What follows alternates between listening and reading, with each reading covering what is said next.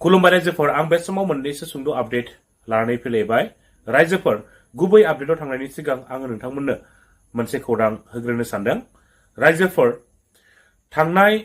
शुक्रबारनि हराव एबा जुलाइ दाननि 5 अक्ट'आव सनितपुर जिल्लानि सिङाव थानाय दनं कथालजुलि गामिनि थागिबि शंकर बसुमतारीनि बिसि 30 बोसोर बैसोनि गावदां बसुमतारीखौ जाय दुथां सुबुङा जिनाहारि खालामनानै सिखाजों गोदना हाफ्लंनानै बुथारनानै गालांदोंमोन बे सुबुङा मैयानि सानाव सारिदुवार थानायाव थांनानै गावखौनो गथायनानै लाहैदों एबा गावनो सारेन्डार जाहैदों रायजोफोर गावदां बसुमतारीखौ जिनाहारि खालामनानै सिखाजों गोदना हाफ्लंनानै बुथारग्रा दुथां सुबुङा नैबेनो रायजोफोर नोंथांमोना नैबे स्क्रिनाव नाय फट'खौ नायनानै ला बेनो रायजोफोर गावदां बसुमतारीखौ जिनाहारि खालामनानै सिखा मिटजों गोदना हाफ्लंनानै बुथारनानै गालांग्रा दुथां सुबुङा बेनो रायजोफोर बे दुथां सुबुंनि मुङानो जादों उदय राभा बिफानि मुङा जादों गन राभा आंनो गामिनि मानसिया फोरमायहरनाय बायदिब्ला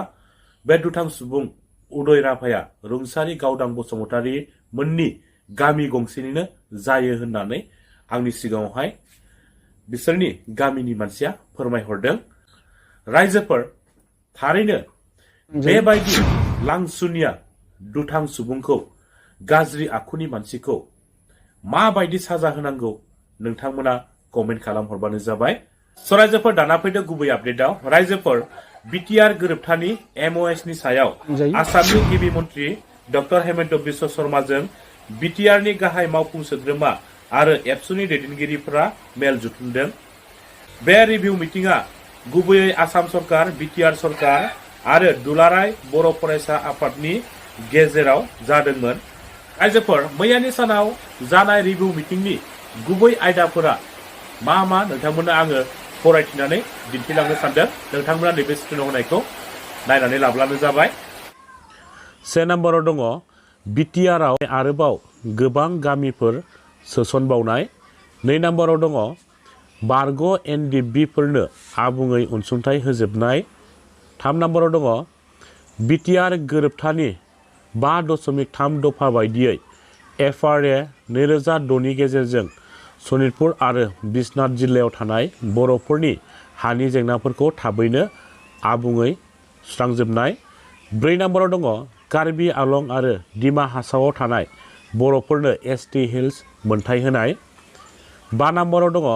6.3 दफा बायदियै बर' बिजोंनि फरायसालिफोरखौ प्रभिन्सियेलाइज खालामजोबनाय 6 नम्बराव दङ बर' बिजोंनि आलादा डाइरेक्टरखौ आबुङै आरो उदाङै खामानि मावनायनि गोहो होनाय 7 नम्बराव दङ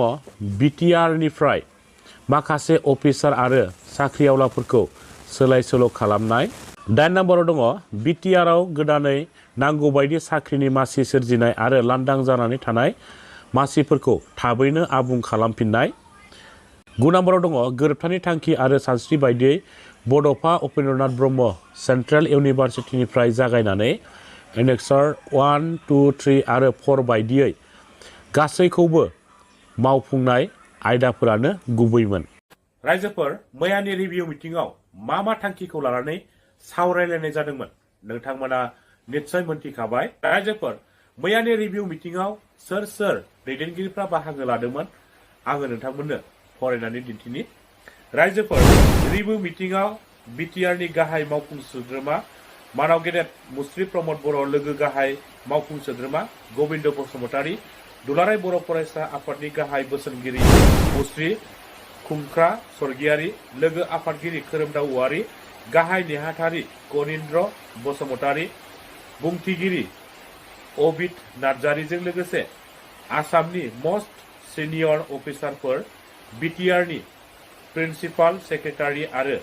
BTR निनो गोबां अफिसारफोरा बाहागो लाबावो